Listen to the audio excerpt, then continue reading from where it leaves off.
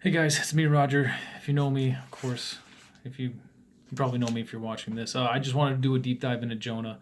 We just finished it, and I feel like there's some things there that we should probably just dive into. If you want to learn more about Jonah, I this is a handful of the books in the Bible. This is one of my favorites, even though it's so short. It is one of my favorites, and there's a lot there, even though it's so short. So let's go. All right, so first off, God calls Jonah, and Jonah is like, nope, and he goes to Tarshish. Now, Tarshish is, yeah, completely the other way, Spain, like Pastor John said. But Nineveh is controlled by the Assyrians. The Assyrians, this is the height of their empire. It's ranging from Turkey to all the way down to Egypt. Uh, then now Nineveh is actually in the northern part of Iraq. It's the breadbasket of the Middle East. Assyrians were very smart, control the food, control the people. But they were a ruthless people, and that's probably where some of the hatred came from of Jonah. He probably lived through this conqueror's period of the Assyrians where they were slaughtering people and they were very violent. They were very mean people, just very bad people, not good people at all. And so he gets on the ship, and I've heard this before. This is something that I thought was very interesting. Was that the captain came and woke Noah up, or Jonah up? Sorry, woke Jonah up. There we go. And a lot of people say that he must have had some money because if he was sleeping and the captain was to wake him, then he was probably in the captain's quarters. The captain would delegate responsibility, etc., etc. And so the captain, if he was to travel into a sleeping quarters, it would be his own quarters. And so he must have had some money, paid for the fare. Also, he was very tired because they were probably loading the ship and the shipment and everything else. And so he probably had a little bit of money so that he didn't have to work. So, he went ahead and he was just having his own time. Anyways, when they cast the lots, that's called a I wrote it down. It's I wrote Duromancy, Cleromancy. I don't know how to say that word. But it basically says like when you're rolling dice or casting the lots, there's divine intervention, so it's all good. Don't worry about it. Uh, Interesting fact, fun fact. That's why I wanted to say this was because that's how they chose the 12th disciple, the Book of Acts. Anybody who's read that recently or knows that passage, anyways.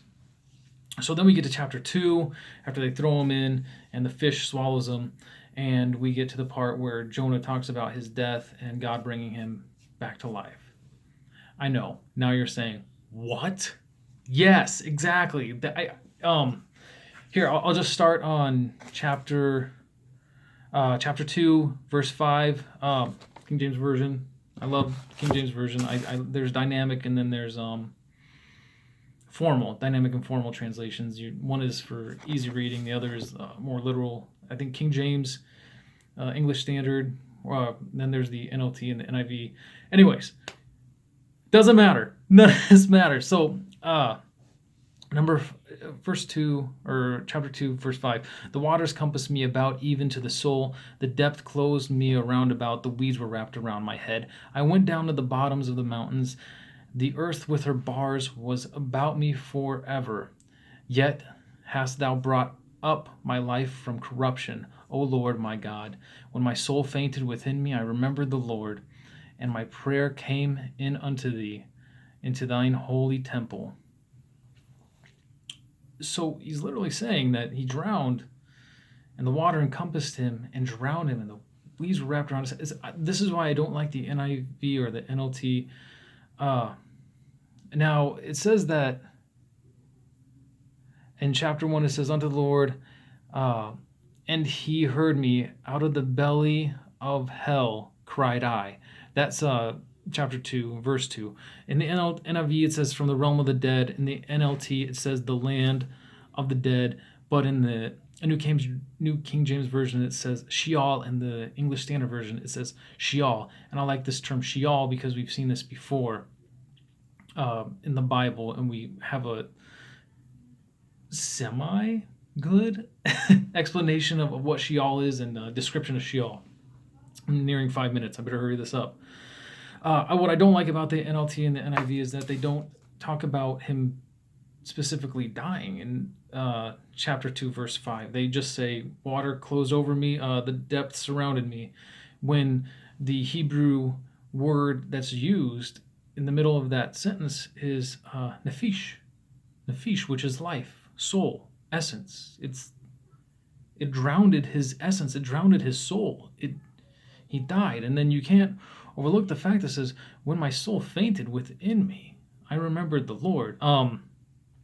So there is this passage here where he died, and a lot of people, my wife, you know her probably. I know, and so I really got to hurry up now. The fish that probably swallowed Jonah was a grouper. Groupers grow to.